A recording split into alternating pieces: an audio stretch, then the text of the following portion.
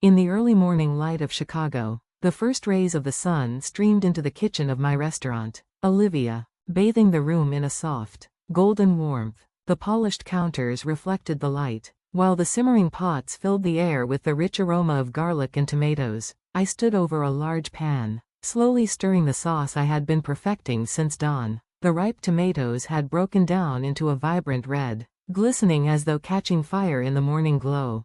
Through the tall windows, I could see the skyscrapers rising above the mist. The city looked half asleep, wrapped in a silvery veil. But within these walls, the heartbeat of the kitchen was already alive, the chopping of vegetables, the rhythmic clatter of knives, the low hum of ovens warming up. For me, this was always the most sacred part of the day. The quiet before the restaurant would be filled with voices, laughter, and the clinking of wine glasses. Olivia, could you take a look at today's special menu test? Michael's voice broke through the steady rhythm of the morning. I turned. My young sous chef approached carefully, holding out a plate with both hands as though it were a fragile masterpiece. On it sat a perfectly cooked lobster, its shell gleaming a deep, burnished red under the light. Thin slices of garnish framed the dish with precision, and a delicate sauce pooled beneath it like a painter's careful brushstroke. Yes, bring it here, I said, turning off the burner and setting the wooden spoon aside. I wiped my hands on my apron and stepped forward, studying the presentation. A smile tugged at my lips. Michael had an eye for detail, and his plating carried a touch of elegance that spoke of promise. When I cut into the lobster, the knife slid in effortlessly. The meat was moist, tender, not a second overcooked. I brought a piece to my lips, tasting the balance of flavors. Wonderful, Michael. I let the praise sink in before adding, but what if you tried lemongrass in the sauce? It would add brightness and an unexpected layer of aroma. And the asparagus garnish, choose slightly thinner stalks. They'll keep the plate refined. Delicacy is everything. Michael nodded quickly, scribbling into his notebook with the same eagerness I once carried in my own hands. His eyes shone with excitement, and for a brief moment, I saw my younger self reflected in him, the girl who once stayed up past midnight, tasting and retasting recipes until exhaustion blurred her vision. A knot tightened in my chest. It had been 10 years since I stood in the kitchen of Casabella, my family's restaurant in the quiet neighborhoods of Columbus, Ohio. Casabella, even the name carried warmth. A modest Italian restaurant with brick walls and white window frames, nestled between a row of small shops. It could seat about 80 guests, though many nights it felt fuller, with families laughing, friends toasting, and the gentle hum of my mother's voice carrying through the room. My father, Thomas, ruled the kitchen with his stubborn passion. He wasn't just a chef, he was a craftsman who believed food wasn't truly Italian unless every step honored tradition. My mother, Mary, balanced him with grace. She knew every regular by name, welcomed each guest as though they were stepping into our home. And then there was my sister, Laura, with her laughter that always seemed to brighten even the busiest nights. She still works there, side by side with them, weaving herself deeper into the roots I had left behind. The day I told my father I wanted to leave, to start my own restaurant in Chicago, he stood silent in the kitchen for a long time. His back was rigid, his hands resting on the counter, as though holding himself in place. When he finally spoke, his words were few but sharp enough to scar. I have no expectations for a daughter who can't maintain family traditions. That sentence lives inside me still, like a burn that never quite heals. From that day on, conversations with him became rare, strained, almost mechanical. Yet despite the coldness, I couldn't let go of them. In my own way, I clung to family ties. After Olivia found success, I directed wealthy clients to Casabella, arranged deals with suppliers for the best truffles and olive oils, and quietly paid for premium ingredients to be sent to them every Friday. They didn't know, of course. They probably believed it was the generosity of business partners. For me, it was atonement, invisible threads of love woven from a distance.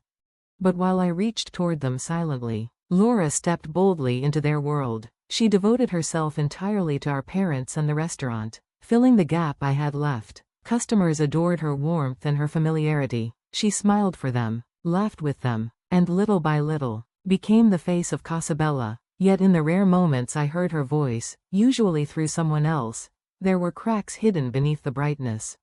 My sister abandoned her family to chase her own dreams. I had overheard those words once from an employee at Casabella. They had been repeated quietly, almost apologetically, but I knew they were hers, and they cut deeper than my father's silence ever had. "Owner, you have a call," a staff member said, breaking me from my thoughts. "The Chicago Tribune. They want to feature you." I sighed, setting down the plate of lobster. The morning's peace had ended, replaced with the rush of yet another demanding day. Still, I picked up the receiver, my voice steady even as my thoughts drifted elsewhere. When the call ended, I checked the special order list I kept for Casabella: prosciutto imported directly from Parma, fragrant truffles, crates of organic vegetables, fresh herbs still damp with dew. Every Friday, without fail, every Friday, my quiet ritual of reconciliation. As I returned to the stove, I wondered, not for the first time, how long can this continue? How long until I stop living in the shadow of what was left unsaid? Outside the window, the mist was lifting, the city was awakening, and though the sun grew brighter, the weight of my family's silence still lingered like a cloud inside me. Her phone buzzed again in the quiet of the employee locker room. Laura stared at the glowing screen, her heart sinking with every notification. One after another, the messages rolled in: cancellations, table bookings that had been secured for weeks, now vanishing in the blink of an eye. 3 days left until the 35th anniversary party, a milestone meant to honor her parents' life's work, and at this rate, the celebration itself was slipping through her fingers. "Laura, got a minute?" The familiar gravel of her father's voice made her look up. Thomas stood in the doorway, apron still tied, knife calluses etched deep into his hands, but his face looked more lined than usual, his eyes heavier, as though the weight of years pressed down all at once. She swallowed hard, forcing her voice steady. "How are the reservations, Papa?" He hesitated, which was answer enough. "About that." Laura's throat tightened. She wanted to explain, to tell him about the cancellations piling up, to confess her helplessness, but the words wouldn't come. Even she didn't understand why so many had suddenly withdrawn. "I understand," Thomas finally said, his voice quiet, almost resigned. Maybe we're just getting old." The words struck her like a blade. Tears pricked her eyes as she blurted out, "That's not true. You and Mom's Italian cuisine is second to none." Her father smiled faintly at her desperate insistence. "Thank you, Laura, but times change. You know, sometimes, even the best things fade."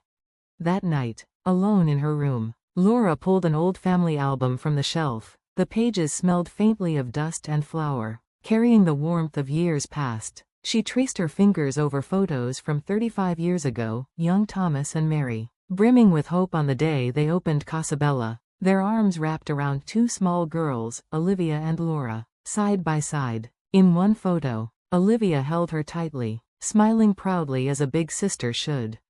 Laura's chest constricted. "Olivia," she whispered. The tears fell freely now. She reached for her phone, thumb hovering over her sister's name in her contacts. But she froze. The bitter echo of her own words haunted her. "She abandoned us." Before she could decide, a cry pierced the silence. Her mother's voice, frantic. "What? Cancelled the party catering?" Laura rushed downstairs, heart pounding. She found her parents by the phone, their faces pale, voices breaking. "Please," Mary begged into the receiver. "Isn't there any way?" "Yes, I understand." Thomas set the phone down with trembling fingers. His jaw tightened, but his eyes betrayed the devastation. "The restaurant we reserved also called to cancel," Mary whispered, her voice cracked. Laura's stomach dropped. Their 35th wedding anniversary, what should have been a shining celebration of love and perseverance, was unraveling into nothing. Panic clawed at her. She searched frantically for new catering companies, dialing number after number, only to be met with rejection. Too late, too short notice, already booked. Each answer drove the dagger deeper. By midnight, she sat on her bed, clutching a pillow as sobs racked her body. Was this my fault? Her jealousy of Olivia, the harsh words she had spoken, the cold distance she had allowed to grow, had all of it poisoned the very heart of their family? Outside, rain tapped softly against the windows, as if the heavens themselves mourned with her. The phone buzzed again, lighting up the dark. Her parents. But Laura couldn't bring herself to answer. She pressed the phone to her chest and cried harder. Meanwhile, in Chicago, Olivia's phone lit up too. Mom. Dad. Home. The calls came one after another, but she stared at the screen with the same paralysis as her sister. Her thumb hovered, and then dropped. She couldn't answer either. Not yet. The morning of the party dawned heavy with gloom. At Casabella, the atmosphere was thick with unspoken sorrow. The grand catering and luxurious restaurant reservation had collapsed, leaving them to salvage what they could. Employees worked quietly, arranging tables, polishing glasses, doing their best to disguise the emptiness of the occasion. Mom, is this vase okay? Laura asked softly, placing a handful of simple daisies from the local florist into an old crystal vase. They looked painfully modest, where lush arrangements should have stood. Mary nodded faintly, though her eyes glistened. The chime of the restaurant door broke the stillness. Good morning. Welcome, Laura began, but her words faltered. Standing in the doorway was Michael Brown, CEO of a powerful New York investment firm and one of the most respected gourmets in the Italian cuisine world. His very presence could shift reputations in the industry. I'm here on recommendation from Olivia, owner-chef of Olivia in Chicago. The room froze. From Olivia? Thomas set down his knife, stepping forward. Yes, Brown replied warmly. She praised your food endlessly, said your truffle risotto is unmatched. He handed over a business card. On the back, Olivia's handwriting gleamed, personal and unmistakable. But, Laura began weakly, our truffle supply. We apologize. Mary cut in, her voice trembling. Recently it's been difficult to obtain quality ingredients. Brown raised his brows. That's surprising. The suppliers Olivia introduced are among the finest. They should have provided you with everything you need. A stunned silence fell over the room. Olivia's introduction? Thomas's voice shook. Yes, she told me she was so impressed by Casabella that she's been recommending you to clients, arranging ingredient deals. I'm one of many who came because of her. It was as though the floor dropped beneath them. A veteran chef from the kitchen finally spoke. Then, the unusually low prices we've been paying for premium ingredients, were they her doing? Mary's eyes filled with tears. Laura fumbled for her phone, scrolling through her supplier history. Her hands trembled, one by one. The names lined up with her sister's connections. All this time? Olivia? She whispered. The truth washed over her, sharp and merciless. Her memories reeled back, the steady stream of wealthy customers, the consistent sales, the quiet miracles that had kept them afloat. Not fate, not coincidence, her sister. Even missing Christmas? Mary murmured suddenly. Christmas is the busiest season for a fine dining chef. Of course she couldn't leave her restaurant then. Laura collapsed into a chair. And yet, I accused her. I shut her out. I never even sent the invitation for this party. Thomas's hands shook as he realized. The cancelled catering, the restaurant reservation. Could those, too, have been arranged by her? Before the thought could settle, the bell above the door chimed again. I'm sorry. We're not open yet, Laura started, but the words died on her lips. In walked James Campbell, the famed Chicago food critic, carrying a leather folder under his arm.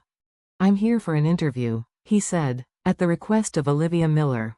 An interview? Thomas echoed. Yes, she wanted a feature on Casabella, a 35-year legacy. She called you, quote, my foundation and my greatest teachers. He opened the folder and handed them a draft article. Mary's hands shook as she read aloud.